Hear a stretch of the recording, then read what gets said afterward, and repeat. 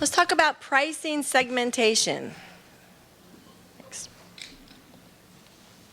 Pricing segmentation allows you to capture some businesses at higher prices, or some business at higher prices, thank you, and at the same time win customers at lower prices.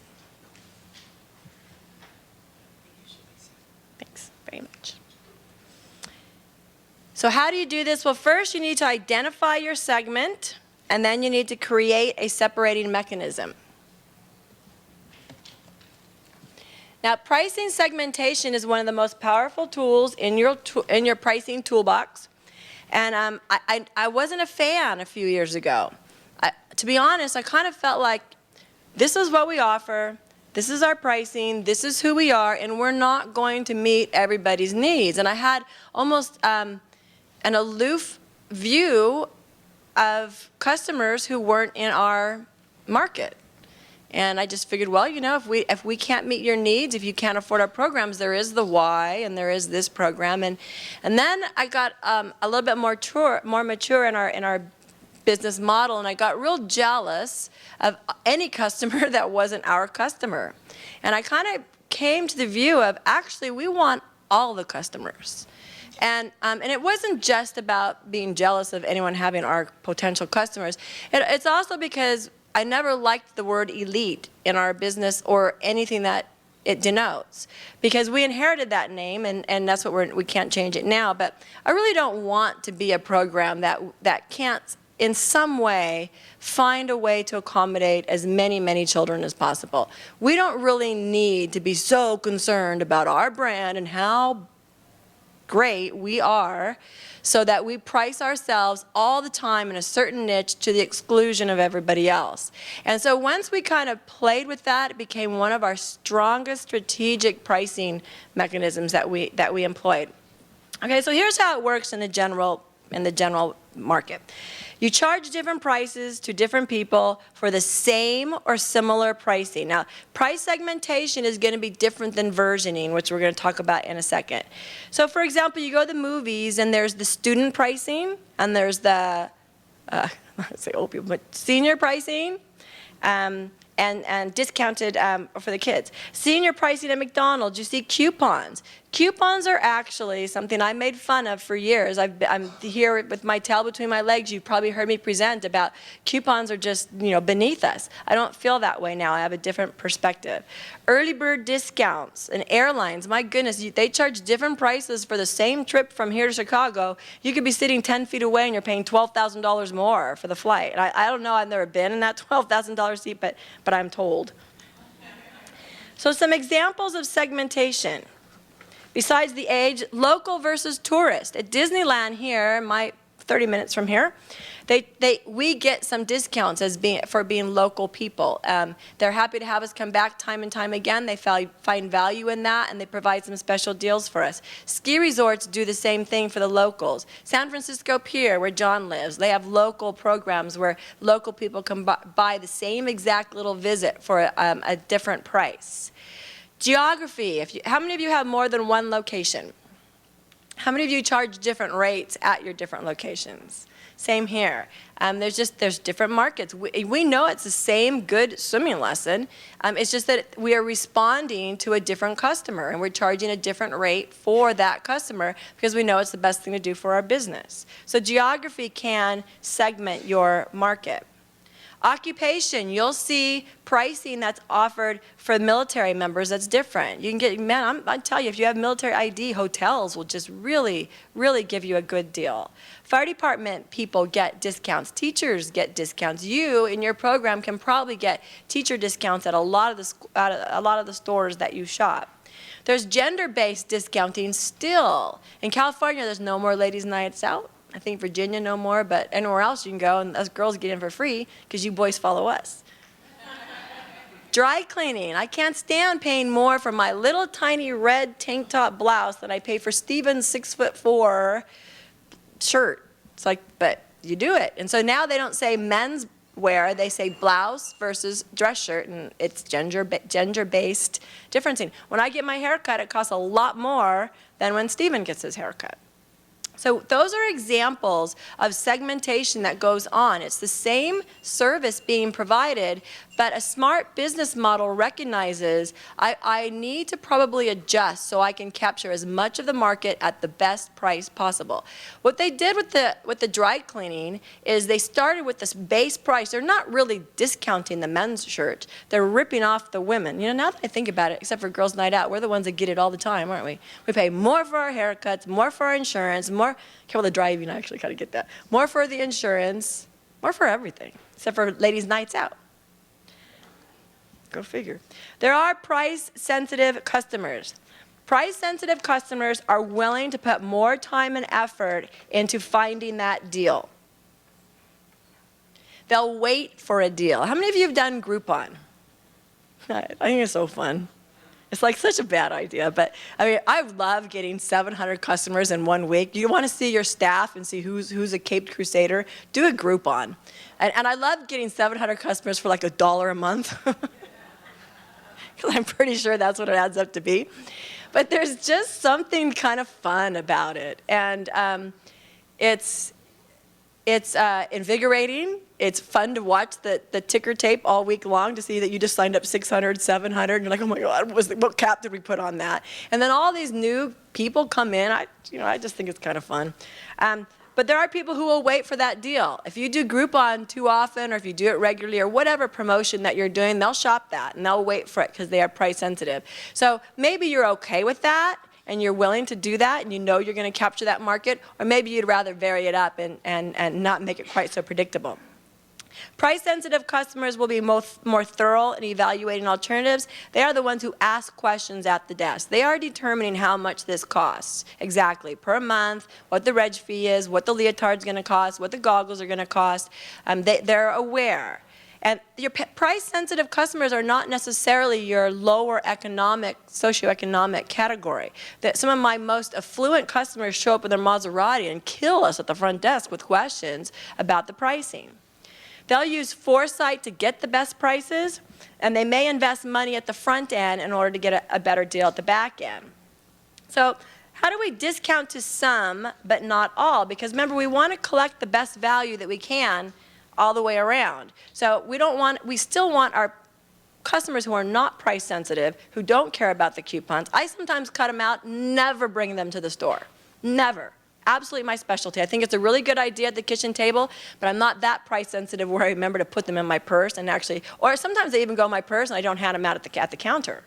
So a good price sensitive customer will definitely be aware of the coupons. They'll bring them and remember them and hand them over.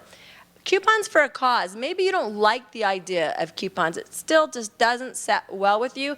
Maybe you're interested, though, in doing a coupon for a cause, and you link it with an entity like Boy Scouts or some kind of a fundraiser, and you communicate that the discount is going to that organization. Once you do that, you have captured some price-sensitive customers who you might be able to convert over to regular premium paid customers the next month. And at the same time, you've partnered up with an organization who's going to help you market and launch this. And there are some wonderful causes out there, and we pretty much sign up for all of them. They come to us, and we pretty much don't say no to anybody who wants us to work with them in that regard. Rebates I've never done. It just seems like something to track, but other organizations do. Sales events, I think they're fun. Buy ahead. The only way I see that in our industry is sometimes people put out things, if you buy for 6 months worth of lessons or a year worth of lessons, here's the price that we'll give you, and you pay upfront in cash. And there are customers who will ask about that. Now, does the rationale, if you think about these discount things and these coupons and stuff, how many of you do sibling discounts? You know, that's market segmentation. You have segmented out a portion of the market, and you've volitionally decided I'm going to charge them less. And that, I think that is a good thing. We're going to go in and back out and back into it. The rationale behind volume discounting, and as I said yesterday, most of the theories about pricing are based on businesses that manufacture something, commodity-based businesses. And there's not so much out there on service-based businesses. So the rationale for a lot of the discounting programs is based on a manufacturing business model. And for them, it applies. Does it apply to us? Are our costs lower because it's a second or third child? Can I pay my teacher less because this is a sister and this is a brother? can I get a cheaper price on the electricity because these kids are brothers and sisters? No, I mean, our costs do not go down measurably just because they are brothers or sisters. Now, someone in the old days, we could say, well, you know, I'm sending one less bill out and one less stamp, but that really doesn't apply to us now. So when we decide to offer some kind of a discount, like a sibling discount, we're not doing it because our costs are less. We're doing it because we want to get more volume and capture a bigger market share. Sometimes we're doing it simply because it may feel like the right thing to do for a family that is trying to bring in a lot of customers to you. Now, here's what the experts will tell us about volume discounting. High volume customers are good customers. So if you're struggling with, I don't really, do we give sibling discounts? I didn't know. We don't? Who's answering it? Oh, thank you. Someone who knows. I thought Lana was answering. I'm like, gosh, Lana, you know and I don't even know? I don't know because we did and then we didn't, and we did and then we didn't, and we don't.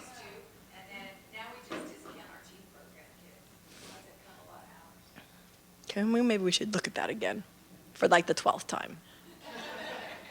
High volume customers are good customers. What we found, and actually this was about 4 years ago, but we looked at our high volume customers, people that were coming in 3, 4, 5 times a week, and what we found is they spend a lot more money at Cali. More in proportion than to what it should have been. So without a doubt, they are taking more classes. So even though we might be charging them less per hour, their bill is still $700, $800, $900 compared to $85 a month. And then we found that they buy more popcorn, they book more birthday parties, they give us more referrals, they buy a leotard every other week, they're buying goggles for the swim program. So they create so many more business touches for us throughout the month that any discount that we're giving them, we are buying goodwill on the one side, we're buying extra referral. Those bigger families, those people that are really engaged with us are your best word-of-mouth customers. It ended up being, or it can be, the right thing to do and a good business decision.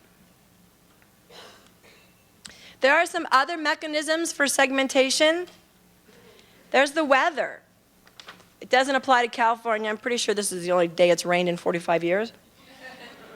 But in some places, to get people to come in on certain days, a weather application might make sense. Time of the day. There's lots of people that do time of the day discounting. Jeff Lulla in the other room, he's done it for years. Where if you come Friday after 5 o'clock and fill those quiet hours, you get a different price. Now he builds in, that's actually, it's not a classic segmentation, not what he's doing. What he's doing, he also versions it, which we're going to talk about, because he changes the benefits associated with those lower priced classes. So they come in and fill those quieter hours, they get a lower price, but they also don't get makeups, and they have a few other little gimmicks that keep his cost down a little bit. First-time buyers, a lot of us do that. We have trial classes that are free. We did that for years, and then one time, don't do this. We added up how much it cost us to give away those first-time trials, and we stopped doing it. And I think it's a good idea. There's a certain risk aversion to that first time, and if you take that off the table and give them that free class, I certainly understand the lure of that. One thing to be aware of, if you decide to do some segmentation and you decide to create some more value-oriented offerings for certain customers, be careful that you don't alienate your customers, your loyal customers. And I don't like that when you see a really good coupon and every time it says first-time buyer, first-time buyer, first-time buyer. So that is a downside, and it's a little bit tough to get around. The one idea that I liked, I think we talked about in this room yesterday, was a lot of times we give away free open gym passes, and we want to do it for word of mouth. And if I give away 10 to Barbara Jo, and then what might happen is Barbara Jo comes one day, and then she waits, and she hoards all of her 10, sorry Barbara Jo. She hoards her 10 passes, and she just brings her own child for 10 weeks in a row. And really what I want her to do is come with 9 friends. And then I've opened up that stream to 9 new customers. So what I should do, instead of saying first-time customer only, which keeps Barbara out of the loop, just put a date on there that is only one date. So she can come that one time, and I'm okay with that. And then the other 9 tickets she's going to have to give away to some friends in order to capitalize on those. So there are ways you can get around that first-time customer only. We made a mistake one time in, I think it was a Groupon or something, and we did not put first-time customers on the thing. And within about 5 minutes of the release, the swim viewing area was all abuzz. And we had swim customers that were right and left buying the Groupon. And we kind of panicked a little bit, and then we thought, well, can we afford to do it? Yes. Did it make them very happy? Yes. Did people stop at the front desk and say, for once, someone didn't cut out the loyal customer? Yes. I mean, I know Jackie's checking, yes, yes, yes. So we soaked it up, and what we found too is those customers stayed all summer. It wasn't like they took a discounted class that month and never came back. They appreciated it, and it wasn't such a bad thing. Versioning. This is different than segmentation. Versioning, what you do, and I like it a little bit better. Versioning, you create multiple versions of your product or service. There are, if you go to the TV line in Costco, there's like 20 different versions of the Samsung TV. If you go buy a book, that book might come in hardback, softback, Kindle version, used, new. Amazon, you know, these people are smart people. I constantly advocate, let's learn from the people that have the multi-million-dollar art research and development budgets, because I don't. So what I can do is glean whatever I can from them. If Amazon, the #1 bookseller in the world, is saying, I'm not going to give up that used book market, they're jealous of losing those used book market customers, and they've created a vehicle that allows them to give that version of their product, maybe we should be tapping into that same thinking. Movies, different delivery time. There's theater release versions of the movie where you're paying the top dollar, right? Because you're going to go sit and eat all that big thing of popcorn. There's the DVDs. I'll wait for the DVD on that one. There's Netflix, Apple TV, HBO, all kinds of ways or versions to see the same exact darn movie. You can get a Whopper or you can get a Whopper with cheese. You can go fly coach, or you can fly first class, or you can be back by the potties in the very back with the seats that don't recline in the middle with me. You can have a stock car, or you can buy, I never do it early enough, or you can have a blinged out car. So versioning allows you to capture different amounts of volume. Obviously, I'm going to be making more money off this customer in this situation than in this, but it gets more customers through your door. Now, to create versions, you start with your most essential offering. Maybe it's your 30-minute lesson. And this can be used to capture, I'm going to give birthday parties as an example. We did birthday parties. We changed our party structure a couple years ago because the recession hit. And so we created a $150 bare bones minimum birthday party package. And instead of having the gym to yourself, you had your party during open gym time. So there's all kinds of other little kids playing around. And then instead of 2 hours, it was 1 hour. And instead of having all the party materials provided, you brought in your own supplies. So it was a $150 bare bones version of the birthday party package.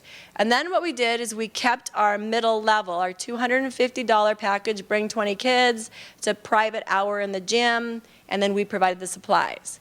Now, last year I heard Ann Josephson, don't judge Ann, Ann is in Beverly Hills. So Ann, everything that Ann charges has these crazy prices. And so she was charging, $500 or $600 for her party, and she hated the party. She got so tired of doing the party. She said, I don't want to do any more parties. So she changed her price to $2,000 a party. Ha! And then she walked away from that, and she never booked more parties ever that year. So as soon as she put out that really, really, really expensive party option, that became the go-to price for her customers. And that's an example of versioning. She changed the party up a little bit. She made it more exclusive. So airline tickets are classic at versioning. So how do we create versions? Besides the party program, we have people that do private, semi-private, and group lessons. Those are 3 different versions of a gymnastics or swim lesson. Depending on the customer, it's a different price. You're going to have a different profit margin on each of those. One thing that's really important is as you put this out, make sure you understand what your profit margin is on every single option. And then what you're going to want to do is get your most profitable class to become the natural choice for people. And then the ancillary offerings serve a niche that you want because you don't want them going somewhere else. You might have a 30-minute lesson, a 45-minute, and a 1-hour lesson. And I don't mean just in your facility, but for the same market. Maybe you have a 3-year-old class that traditionally it's always been 20 minutes. You think, you know what? I'm going to try a 30-minute Baby and Me class, and I'm going to try a 45-minute class. And I'm going to make the 45-minute class have 15 minutes on deck with some mats and a little bit of baby exercise. And then I'm going to up in the water section from 20 minutes to 30 minutes. So now this customer is coming in for 45 minutes instead of the same 20-minute lesson I've been doing for 55 years. And I'm going to charge them this. And now you've got a customer who's going to get a different program who might want that, and you've created a different version of your offerings. Maybe you're going to version out cash versus credit, or automatic billing versus manual billing. A full class versus less than a full class. I was talking, I think it was Jeff. Is Jeff in here? I was talking to Jeff, and we were talking about, is anyone out there charging less money for a class that isn't quite full? And if the computer system can accommodate that, so if you got a class there's 3 or less students, like a new class, and you got in it, you could take it at that lower rate until it got to a certain level of fill, and then it went to the normal rate. We were thinking, yeah, people might be hopping all over, but I don't know, it might be kind of fun if you can handle the administration of it. And for people that are price sensitive, we have front row tickets in our shows, and we found we charge $5, $10, and $15. The front row tickets are $15. We found our parents gravitate toward the front row ticket, which is fine by us because all we're paying is $1.89 for the seat. So it's definitely our most profitable ticket sale. So what we did is we just changed, Miss Gail changed the layout of our theater. We now have, instead of having a row of 15 front row and we all sit this way and watch the show, she created a theater in the round, and we cleared the seating area and put the seats all in a circle around, and we now have 48 front row seats, and I think there's 2 general tickets. No, there's a little more than that. We definitely capitalized on the front row ticket. That's pretty much all you can get, and they're happy with it. That's what they wanted. Well, there's full-time versus part-time in preschool ed, and traditionally part-time preschool programs, it's higher per hour than full-time. If you run an academic or a preschool program, you want your classes filled with part-time students. Swim class, for us, if you are enrolled in our preschool ed program, your swim class is cheaper than what we charge our other students. We're already getting $700, $800, $900 a month from you. We're perfectly happy offering you our premium wonderful swim class at a rate just for you. Now, good, better, and best. Apple has an iPad, and you know they have 3 versions of it: 16 gig, 32 gig, and 64 gig. Which do you choose? How many of you choose a 16 gig when you go to Apple? How many of you choose the 32 gig? This is very, you all better answer. How many of you choose the 64 gig? We're pretty mixed between the better and the best. Nobody choose the 16 gig? Interesting. Okay, people who are not sure or don't have sufficient comparative information will choose the better. They'll go right in the middle. They don't want the most expensive one, and they don't want the least expensive one. If you have 2 versions of pricing schematics out there, you might consider adding a third. And we're going to get back to some of that with some fun things. What should you do if your competitor changes prices? If you do not have a competitive advantage, first of all, do not compete. Don't go into that game. Your choices are you can respond to that. I'm saying someone comes in with a low price, and I have lots of friends, including myself as my friend, that are dealing with these situations where someone is coming into the market new most often, and they're coming in low price, and you just don't know if they're smart about it or if they're stupid about it. You can either respond to it or you could ignore it. Now, value-based pricing, those calculations consider what your competitors' prices are. So you definitely need to know what your competitors are doing. It needs to play a role. Doesn't mean you respond or you jump every hoop they jump through, but you have to know where they're at. Now, before you respond and think, oh my gosh, we better lower prices, we better do something here, ask yourself, can you segment out? So this is what we did, very volitionally so, with it was a long time ago, it was called Team USA, and they came in with really low prices, so we segmented out just the entry-level classes, and I've told you this before, the entry-level preschool classes, the kids that were coming in, they're brand new students, we segmented that out, and we went to a neutral pricing scheme on just those classes. And then as soon as we could, we moved them up. So as soon as we had a month or two for them to fall in love with us and take price off the table, we put them into the next level, and the next level quietly, subtly was at our normal pricing scheme. So we chose to segment that out just for a short period of time while this new owner came in, and sure enough, that new owner lasted about not even 2 years, and now another owner is there. But that was a good response for us, and it worked. You can also ask yourself, do our customers even know about this? This is something I'm asking now. A new competitor has moved in 6.6 miles away, and before I'm panicking too much, I'm saying, do my customers even know that he's there? Are we getting their marketing? Is he making an impact? And then ask, why did your competitor, maybe someone who's been around and they lowered their prices. So why did they? I'll tell you right now, if you have an existing competitor who has lowered their prices, 99% of the time, I better be careful because some of you might have done this. I was just going to say they're really not smart. They're desperate about something, and they're not responding in a great way. So when they lower their price and you're thinking, why in the world would they do this? Now, they might be trying to capture more of the market, and that's okay. But remember, let's say they do start to swing that, and you can feel they've been capturing some of this market. They're making an impact on my business. Remember, they're trying to do what you're doing, and they're getting in 1/3 of the revenue. How long are they going to be able to sustain that? It's very, very difficult. And as their volume goes up and they do increase the market, if that pricing, that penetration pricing worked for them, they're not going to be able to keep it up. They're going to have to do two things. Number one, either their quality is going to go down and their customers are going to feel that, or number two, they're going to have to switch to a neutral pricing scheme, and that game will be over. I always look to see who's vulnerable and why. Why are they doing this pricing? It's very hard to analyze if they know exactly what they're doing and they have a calculated penetration pricing scheme in place and they're going to hurt you, get a little bit of shift of the market, and then switch to a neutral, or if they're just darn stupid and they think, oh, we'll just charge $1 less and here we go. Now in 2 years, they'll be in trouble. Price wars are generally stupid. They typically occur when someone's trying to increase the market. If they match, they won't win the market share, and they know that, especially if you're established. If they go lower, they're going to churn less profit. So do not use, my advice to you is, do not use price as a lever to increase market share unless you're certain you can win. And it's a very, I would say, a short-term plan. Every product or service has a life cycle. I have been preaching this for a few years. You all in gymnastics know I'm nervous about the life cycle of the gymnastics industry. I feel that we've based it on the competitive model, and I feel that it is in a very, very declining stage of maturity as a business. I'm not saying gymnastics is that way. I'm saying our business model is that way.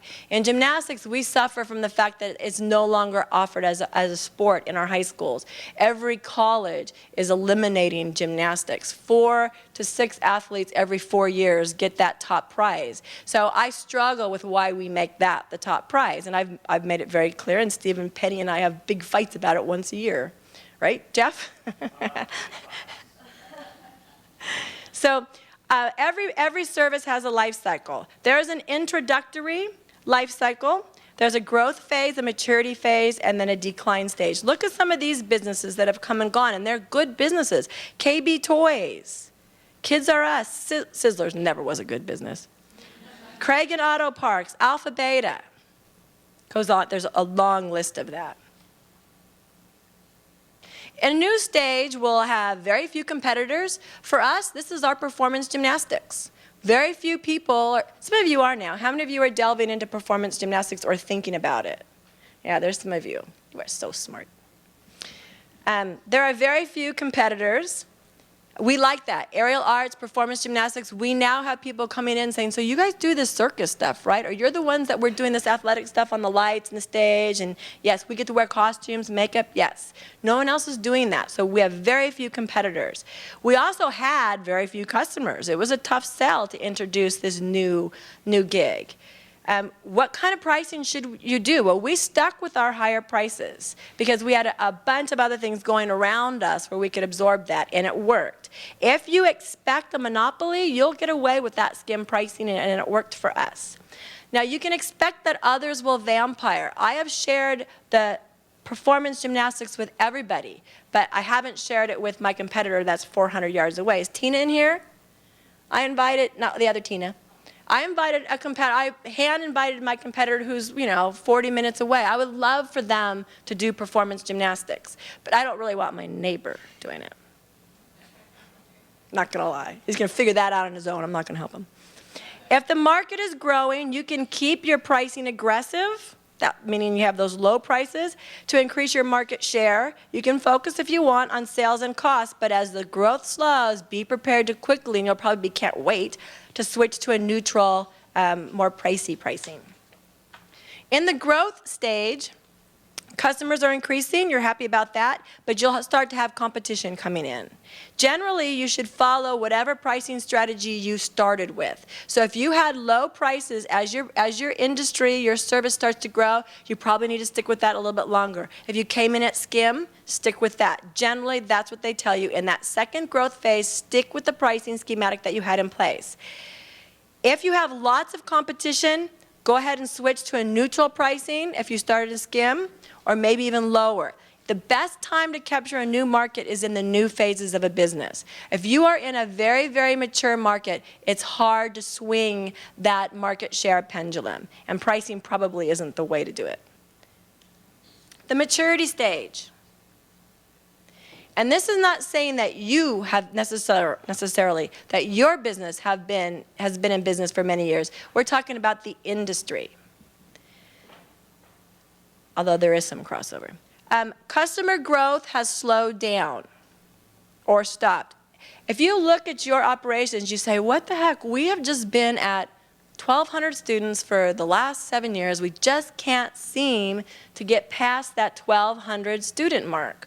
Well, it could be a couple things. It could be that the market out there, you have an aging population. We have that on my street. These houses used to be full of 3, 4, 5, 6-year-olds, and now they're all 18, 19, 20. And if every house around you, that neighborhood is like that, there's a smaller market for you to draw upon. So you now need to capture more of that smaller market. And that means an awesome, awesome job, smart pricing, better marketing. But at one point or another, there is a mature stage where you've got them all. Whoever's around, you've got them. There's less competition coming in. If they do come in, they seem to be ready to compete on price. Prices have been somewhat stable. You may be able to switch to a neutral pricing schematic. Avoid competing on price that is going to hurt this already mature market. Try not to engage in a price war. And seek growth through segmentation. And this is really, I think all of us, many of us may be in this position. We are in a mature stage of a mature market. So how else can we grow? Let's do some versioning. Let's do some segmentation. Let's find those customers that maybe we weren't willing to play with 6 or 7 years ago. A declining market. Lots of competition now. Instead of coming in, they're leaving because they can't sustain. Hopefully because you've got whatever little market is there and you're perfectly happy and you've been operating at a nice, even pace. I'm not saying there's anything wrong with your 1,200 students or our 1,200 students. That you can keep doing that for the rest of your life. We don't always have to have more students, more students. Maybe this is a perfectly well-oiled engine and it's doing wonderfully. A declining market can, though, open the door to price increases. All of a sudden, this guy is gone, and she's gone, and that little tiny baby gym is gone, and it's pretty much me and a dance studio. Let's turn up the volume a little bit. Now, as you increase your prices, we know the volume may go down, but if we can keep our revenue up, keep our quality up, it's a nice model. The suggestion in a declining market is to simplify your pricing. try to raise prices if you can. And as we start to decline, maybe we don't have to do a lot of experimentation. All right, let's talk about some gimmicks. Reframing the value. Do you see how that reads? It's the same exact price. $1,032 a year versus $86 a month. What looks better? Yeah, $86 a month. And most of us frame our prices that way. There was a study out of Carnegie Mellon. They had a registration fee, and they had always published it as $5 fee, $5 fee. Well, they did a little test, and they added a small $5 fee. And there was an increase of 20% in the enrollments and the paying of that fee. I now put small in front of everything. Everything is a small this, a small that, a small. 20% is a pretty good return for what is that, 5 letters? 6 letters? 1, 2, 3, 5 letters. Pretty good. Anchoring. In evaluating price, now remember, customers are constantly comparing and evaluating. In evaluating price, customers are going to look for information surrounding the offerings. And they're willing to pay a higher price if that price is anchored by an even higher price. So we said yesterday, what's the best way to sell, we said a watch, a $1,000 camera? Put it next to a $5,000 camera. Also, that $1,000 camera looks bomb. What's the best way to sell a $92 a month lesson? Put it next to a $200 a month lesson. Put another option out there. Best way to sell a $10 ticket? Put a bunch of $30 tickets out there. This is called anchoring. Now here's a test. It's a 3-part test. The first one is they put 2 beers out there. I should put wine. 2 beer out there. The first one was $1.80. The second one was $2.50. And in that first test with 2 options, 20% of them took the lower price at $1.80, and 80% of them took the higher one at $2.50, and the total sales were $2.36. 2 choices. As soon as they added a third choice, and this was the first experiment, they put a lower end version there. And they offered a $1.60 version. No one took it. They offered a $1.80 version. 80% took it. And they offered a $2.50 version. And 20% took it. But what were our total sales? $1.94 compared to $2.36. So in this example, the really low price version didn't help the overall sales. So they did it again, and this time they made the $1.80 the low end one. So they started with their stock card, and they made their stock card not so cheap. And then they added their second version, $2.50. And now the third version they put out there was a premium version. Someone almost always takes that premium version. You gotta love those customers because you're getting a lot of value out of them. So in this situation, 4% took the $1.80. Now before you had like 80% taking them. 86% took the $2.50, and 10% took the $3.40, and you got your total sales up to $2.56. So how you present it and how you anchor it. My friend Ann Joseph sits in the other room. She does birthday parties, and she's the one that's in Beverly Hills. Did I already tell you this? And I did? Well, I'm going to tell you again. And she had, she got tired of doing parties. She hated the birthday parties, and she was charging like $600 or $700. She said, okay, from now on the parties are going to be $5,000. And she sold tons and tons and tons of parties. It kind of backfired on her, but who knew? That was what her customers were looking for. She just changed the darn price. So reaching all customers, finding all those different segments and versions is really, really, really smart. So we've talked about some of these. We created in our camp, just changing the hours. We always did camp 9 to 2 because when we bought the business, it was 9 to 2, camp 9 to 2. So then we changed and we added a 9 to 12 option. And it was fantastic. It was so well received. We increased our younger athletes like mad. And what we found was, number one, it was more affordable. It was not $365 a week. It was $187 or something like that. So much more affordable. And a lot of the little kids only wanted 9 to 12. They couldn't hang till 2 o'clock. So that was such a smart version for us. We liked it so much. Then we said, well, let's do 12 to 2. Bomb. All those kids getting out of kindergarten, summer school, came from 12 to 2. Well, let's do 8 to 9. All those morning people that had to go to work. let's add 4 to 5. Pretty soon we had, Jackie just about kills us every summer. There's choices. You sign up for the hours that you need. And every parent out there has a different need. It didn't matter to us. We now run camp 9 to 5. I don't care if they come 9 to 12, 9 to 10. It always seems to work out pretty well. We know when they're coming in, they're on the system, and we staff accordingly. And now our camp is so much more, first of all, it's reaching customers and giving them what they want and the choices, but we're just doing so much better with it. In our gym, we have different leotard prices. There's some parents who are going to pay $24 and some who will pay $86 or $200 or $300 for a leotard. Why would you only sell one kind in your store? We have different rates with different customers. Some want part-time preschool, some want full-time. So there are options. My only advice really is, or my only hope is just to present the information and you each analyze. But I do hope that, I know there's people out there that this is what we do. We have a 30-minute lesson. And we're doing really well. We've done this forever. We have an hour lesson. I really want to encourage you, well, can we do something different? Is there another option that maybe I'm going to try this? Similarity paralysis. Having identical prices all the way around is not good. It's hard for customers to compare. You should have different rates per minute for different types of classes. Our Baby and Me classes are by far our most expensive classes per minute. They are the most expensive, and they are our most profitable, and not just because they're the most expensive. Remember, in Baby and Me, we in gymnastics can do a 1 to 10 ratio, and in swim we do a 1 to 6. So for one payroll time slot, we have 6 or 10 little athletes in there instead of 4 to 8. And then in addition, we're teaching over 30 minutes, so we're getting 2 classes in the 1 hour. And everything about it, we love that they're new customers and we like all of that, but it is definitely our most profitable per minute class. Whatever we do, we have to make sure that class always gets highlighted and loved up in our program and that we anchor it accordingly.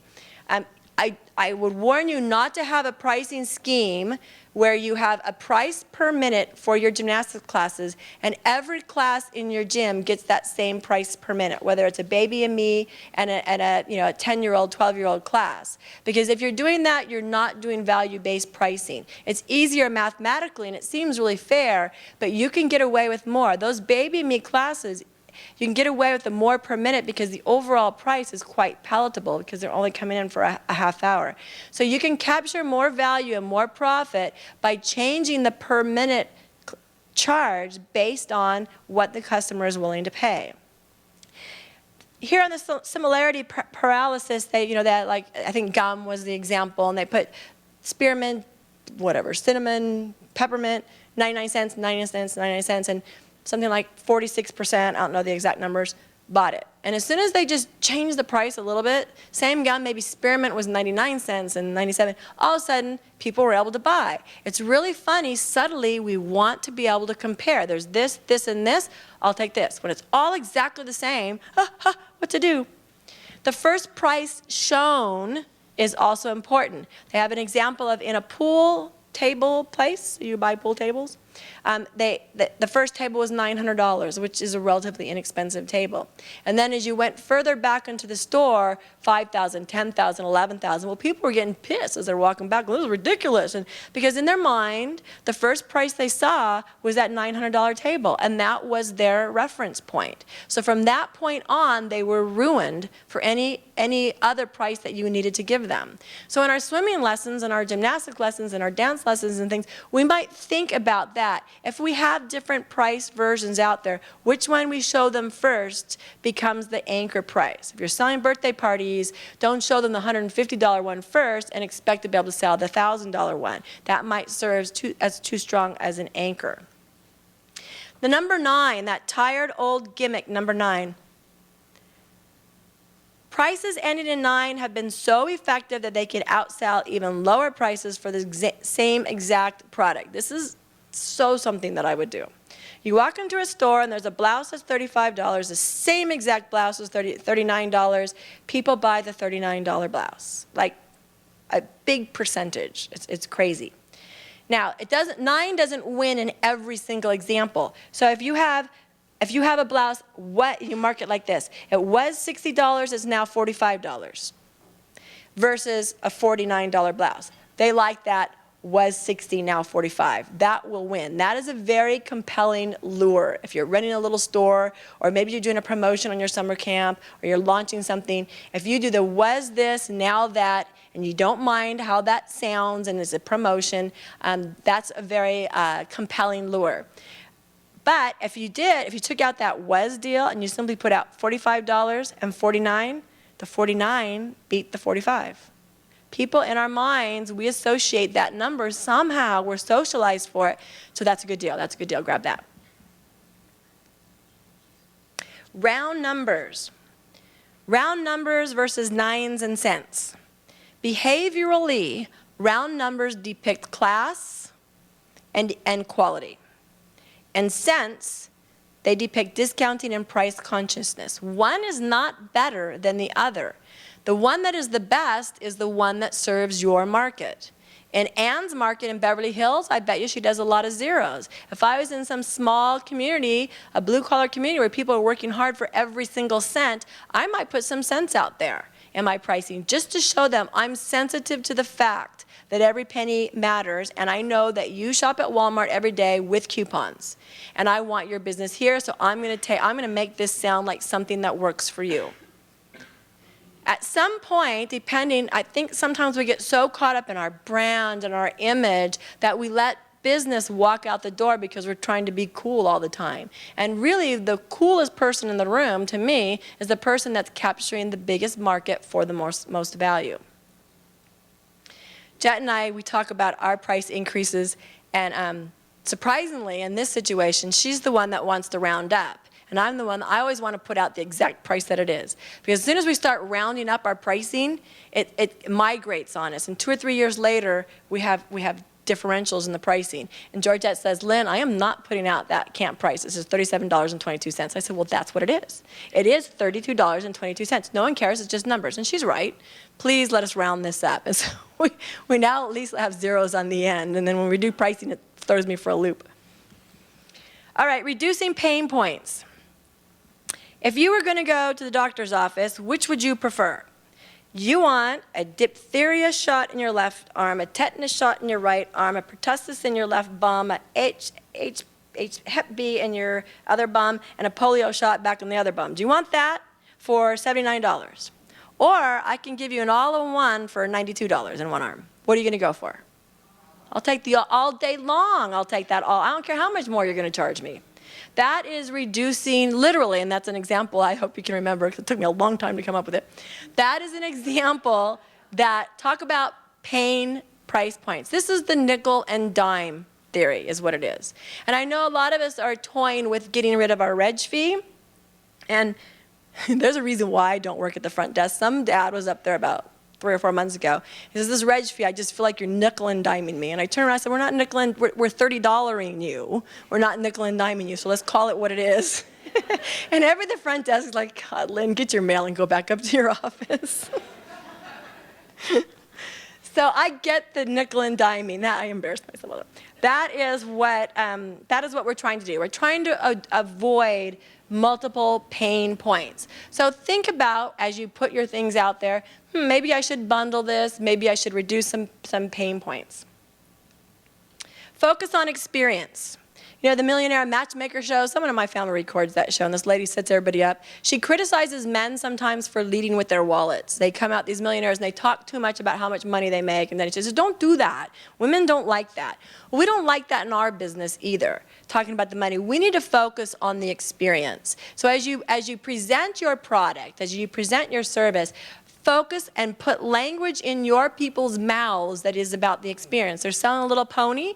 One salesman said this pony costs blah, blah, blah. He needs a stall that's this big. He's going to live 10 to 15 years. Your daughter's going to have to do this and this and trouble this, and the hay costs this, and you can put this kind of a saddle on it. And the other salesperson said, your baby is going to love this pony. Your baby is going to have a lifelong friendship with this pony.